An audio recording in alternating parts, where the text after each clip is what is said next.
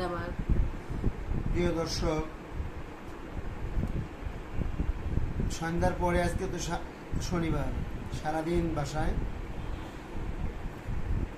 সন্ধ্যার পরে আমার মেয়ে চা তৈরি করেছে। তো আসলে আমি তো এখন দুধ চা ছেড়েই দিছি, কিন্তু দুধ চা তো আমরা জানে যে আমি দুধ চা বেশি ভালোবাসি। এত স্বাদ।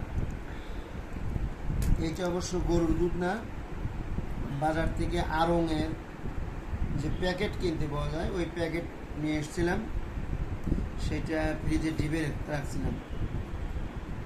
ওরা সেই দুধ দিয়েই চা তৈরি করেছে।